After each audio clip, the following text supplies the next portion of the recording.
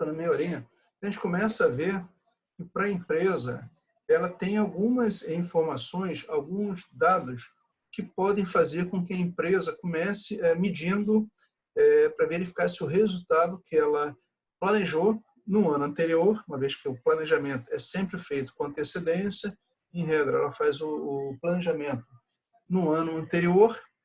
Então, dado a execução daquele planejamento, ao longo do exercício financeiro em curso, a empresa pode perceber se algum desses itens atende à sua necessidade, atende ao seu planejamento, e se atender ao seu planejamento, ok. Mas como é que ela pode mensurar se ela está, se o realizado efetivamente está acontecendo dentro do esperado?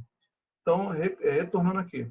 Então, no aspecto financeiro, ela pode verificar o valor gerado para os acionistas, ou seja, o lucro que está sendo distribuído aos seus acionistas através dos dividendos, retorno sobre investimento, ROI, o nível de vendas tem aumentado, o gasto com mão de obra ele pode ter aumentado, mas se a gente compor os dados relacionados ao processo de produção, a produtividade melhorou, eu posso aumentar o custo com mão de obra em função do aumento da produção. Então, se eu juntar essa informação do gasto com mão de obra com o volume de produção, teremos como saber se há um aumento efetivo, um gasto, mais gasto, em função de mais produção. Se isso que aconteceu, é excelente. Qual a rentabilidade? É mensurar se esse objetivo financeiro está sendo atingido, se a nossa perspectiva, a nossa dimensão financeira está atingida por esses fatores. Produtividade, resultado, eficácia, despesas, gastos. Então, podemos verificar essa perspectiva financeira sob diversas formas, não uma só, não só no lucro. Tá? Quando nós falamos aqui nas vendas, se eu vendo mais, com um custo menor, pressupõe que meu lucro vai ser maior. Tá? Então, vamos começar a verificar que esses detalhes, esses fatores, estão sempre interligados. Tá? Perspectiva do cliente. Se nós olharmos para a perspectiva do cliente, como é que nós podemos verificar se a gente está conseguindo atingir o que ele espera? Então, o que nós podemos mensurar? Participação no mercado. Será que a gente consegue ter uma participação no mercado relevante? Há um crescimento do nosso produto, da nossa marca no mercado?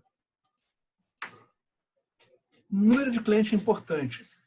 Nós temos um número, se a gente pensar dado um produto, dado a localidade, o número de clientes que nós temos, ele indica, pode sinalizar que a empresa está tendo um resultado importante. Grau de satisfação dos clientes. Essa pesquisa que o Hugo falou agora há pouco. Será que isso é importante? Realmente é importante. Se a empresa consegue mensurar o grau de satisfação dos clientes, ele pode sinalizar que está atendendo aos anseios daquela clientela, da sua clientela, que ela realmente é importante, sem a qual ela não tem ganho. Tá? Então, se ela consegue verificar o nível de satisfação dos clientes, e como é que ela pode mensurar isso aí? Uma simples pesquisa de satisfação dos clientes, conforme o Hugo mencionou agora há pouco, resolveria o problema. A questão é, se ela só fizer isso aí, não resolve. Ela tem que apurar, aferir essa satisfação, mas também ela dá prosseguimento. Utilizar efetivamente dessa informação para promover mudanças, se necessárias, naquela estrutura da empresa. Né? Número de clientes potenciais, tempo necessário para responder a reclamação, porque esse item aqui seria importante para uma empresa. Quem pode me responder aí? Lembrando sempre que isso aqui, a gente está falando dessa perspectiva do cliente, mas elas todas vão verterem lá para o lucro da empresa. Como é que a gente pode verificar essa situação aqui? Aliás, essa aqui.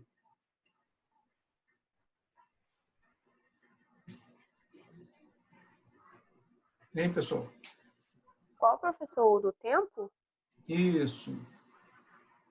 É importante realmente isso aqui?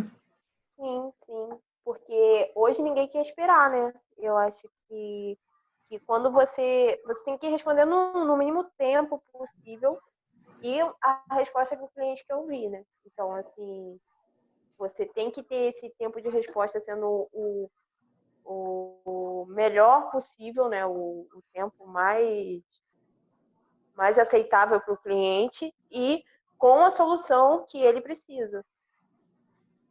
Então, tempo de reclamação para atender reclamação realmente é importante, porque o cliente se sente importante, né? E se você faz uma reclamação para a empresa responde imediato, para a gente, na condição de cliente, ele passa uma percepção boa de que nós realmente somos importantes para aquela empresa. Não somos somente um número. Ele não está pensando somente no nosso dinheiro, está pensando também em atender a nossa satisfação, né? Então, essa questão realmente é importante. Custo de marketing, nível de satisfação dos clientes internos, prazo de entrega entre a colocação do pedido e a entrega, porcentagem de pedido entregues com atraso. De que maneira isso aqui pode repercutir lá naquela dimensão financeira? E como que a gente pode fazer para evitar essa situação? Será que isso aqui é evitável? Percentagem de devoluções.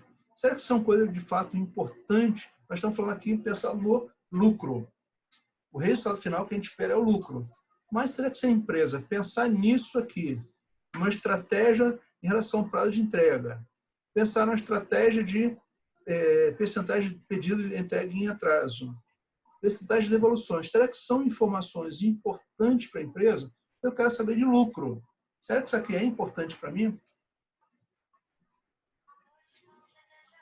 É importante para fidelizar o cliente e assim ter alguma receita. Porque se você não tem cliente na sua carteira, você não tem lucro. Então, o mais importante para a empresa é manter o cliente. Então, se o cliente tiver uma impressão mal da empresa, se ele foi mal atendido, se o produto que ele comprou não foi bem entregue ou com entregue com defeito, ele não vai querer comprar nunca mais lá. Então, ele perde cliente, assim perde o lucro também. Então, exatamente. Então, essa percepção que o cliente tem é exatamente essa aí. Se ele não é bem atendido, ou se ele não consegue com que só que eu derramei um copo d'água, só um minutinho, por favor, aqui. Dando besteira aqui. Então, se o tempo de demora do produto ou devolução, se nós temos um produto, uma empresa que tem um alto volume, um alto índice de devolução de produtos, será que isso, se a empresa não tiver essa percepção, isso será que é importante para a empresa? Empresa com produto com alto percentual de devolução pode sinalizar o que para a empresa? Produto, ao processo de produção, ele não está sendo observado, está com alguma falha. Será que se a empresa melhorar o seu processo de produção, como é que ela pode melhorar isso aqui? Pode ser um defeito num equipamento, pode ser um problema de capacitação do funcionário. Então, se a empresa tiver um processo de acompanhamento dos seus resultados e lá perceber que há um aumento considerável de devoluções de produto por defeito, por exemplo, falha de a qualidade do produto, para a empresa, se ela não tiver essa percepção em tempo hábil, ela vai guardar só no final do ano para verificar o que aconteceu lá no seu lucro ou prejuízo, talvez seja tarde demais. Então, se a empresa ela tem um processo na qual acompanha esse processo aqui, ela às vezes é coisa simples. Ela vai lá e corrige seu processo de produção ou capacita seu funcionário, vai resolver esse problema e vai haver a troca do produto em tempo hábil, um tempo menor, e, consequentemente, o impacto no seu resultado financeiro talvez seja menor. Então, se a gente observar, são diversas situações, diversas circunstâncias que fazem com que a empresa tenha impacto negativo ou impacto positivo na sua dimensão financeira, ou seja, no lucro da empresa. Então, para que ela possa resolver esse problema, é relativamente simples. Basta que ela acompanhe com atenção e, efetivamente, ela atenda ao que está sendo fácil, tem que ser feito, né? Pedido em... Cadê? Onde está aqui? Prazo de entrega. Tem que ser observado.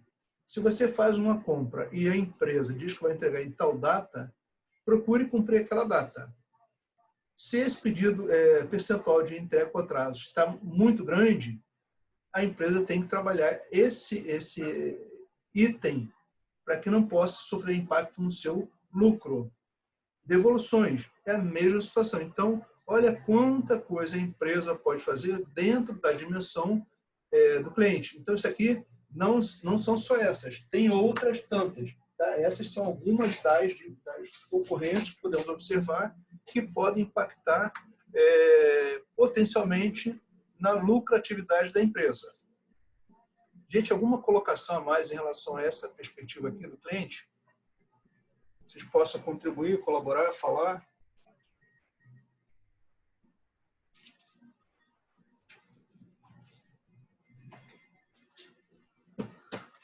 Só estou eu e Michele aí hoje, né? Mais ninguém. Mas vamos lá. Processo interno. Indicador de desempenho e perspectiva interna. Então, a empresa está melhorando seus processos internos. Então, o que nós podemos verificar em relação a essa perspectiva, a essa dimensão? Eficiência, prazo de processamento. Se a empresa tem muitas paradas no seu processo de produção em decorrência de defeito, panes, ela pode ter sérios problemas. Prazo de entrega, percentual de pedidos em atrasos, prazo necessário para lançar novo produto ou serviço no mercado, grau de qualidade. Se a empresa começa a perceber que há um crescimento de sucatas, nós vimos que cada processo de produção regular é comum que tenhamos aparas, sucatas. É normal que isso aconteça. Portanto, se é normal, a empresa vai verificar essa ocorrência com frequência. Entretanto, se ela perceber que essa ocorrência ela está se mostrando um nível cada vez maior, ainda que o volume de produção seja o mesmo, isso aí pode ser um indicador de algum problema. Tá? Então, ela começa a verificar que na geração de sucata cada vez maior, no mesmo volume de produção, pode sinalizar para a empresa um problema que pode ensejar, pode refletir, repercutir lá na dimensão financeira. Tá? Então, aqui, quando a gente fala em devoluções, devoluções tem a ver com diretamente relacionado com o cliente. Verificamos que essa indicação aqui também lá na perspectiva do cliente, percentual de devoluções, ele tem um impacto direto nos processos internos. O que nós podemos falar aqui? Percentual de acidentes de trabalhos. Então, verifique que a empresa ela tem inúmeras informações que, se trabalhadas a tempo, todas elas poderão impactar sobremaneira lá na perspectiva do lucro. Então, se nós falarmos somente na questão do lucro, vamos esperar um ano, decorrer um ano para que ela possa verificar o que aconteceu. E quando ela começa a trabalhar com essas 4 perspectivas, ela tem condições de interferir um tempo mais curto. Assim que o problema for detectado, ela pode trabalhar naquele item especificamente e, consequentemente, resolver o problema da empresa. Tá? E nessa perspectiva de aprendizado, tem a ver com a questão do treinamento e capacitação dos seus funcionários. Então, elas podem verificar o efetivo gasto que a empresa tem por funcionário naquele período e poderá ensejar uma melhoria no seu processo de produção. Tá? Então, número de cursos ou treinamentos necessários ou concluídos, percentagem de empregados qualificados, empregados treinados. Então, são diversos fatores que poderão fazer com que a empresa tenha um resultado diferente naquele período. Tá? Então, repetindo, ainda que a empresa ela esteja pensando efetivamente no seu resultado efetivo a lucratividade, se a empresa desconsiderar qualquer um desses fatores, vai fazer com que ela tenha um impacto direto no seu resultado, lucro ou prejuízo, e, consequentemente, na geração de valor aos seus acionistas. Tá? Então, por isso que começamos a ver o quanto essas dimensões, de fato, estão interligadas. Tá? Bom, e quando falamos em BSC, nós começamos a falar no mapa estratégico. O que seria um mapa estratégico? É como se fosse uma figura, uma ilustração na qual a gente consiga verificar visualmente essas situações. Tá? Por exemplo, quando nós falamos da dimensão financeira, se nós falamos somente em lucro, como é que nós podemos verificar se essa dimensão está sendo atingida? Bom, o objetivo dessa dimensão é o aumento nas vendas. Como é que nós vamos definir isso no nosso planejamento? Podemos aumentar nossas vendas em X%. Então, vamos definir um percentual no aumento de vendas para que possa atingir essa perspectiva financeira. Como é que nós podemos trabalhar nessa perspectiva do cliente? Então, melhorar a satisfação dos clientes. Como é que nós podemos melhorar a satisfação dos clientes? Fazendo a pesquisa de satisfação dos clientes. Então, foi a sugestão do Hugo naquela hora. Então, podemos, uma simples medida, verificar como melhorar o que o cliente almeja, o que ele pensa que poderia ser melhorado e que pode ser feito com essa pesquisa de satisfação do cliente.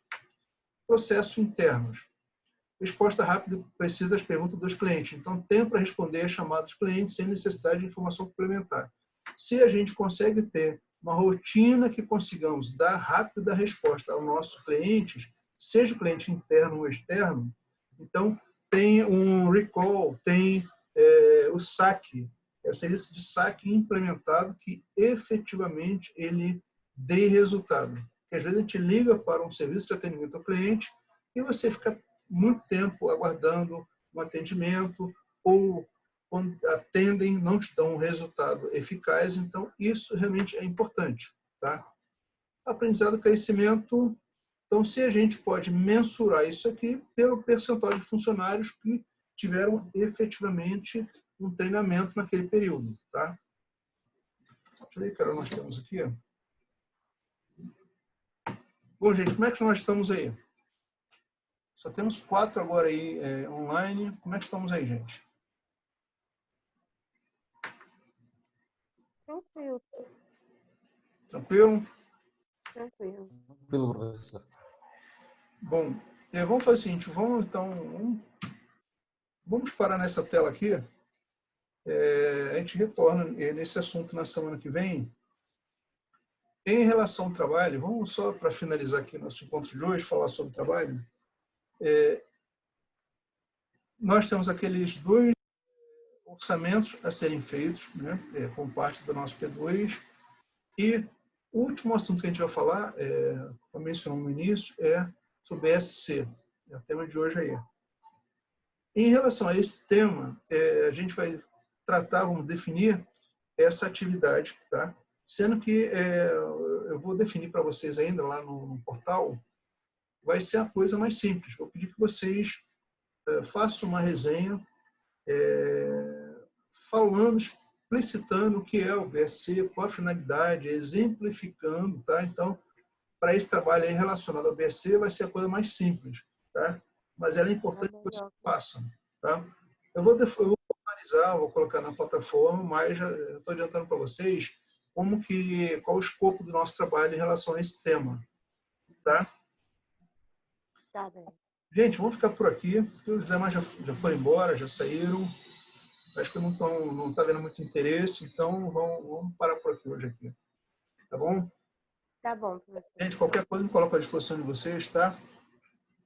Ok, obrigado, professor. Boa Tá noite Tchau, a gente. todos. Boa noite. Tchau, tchau.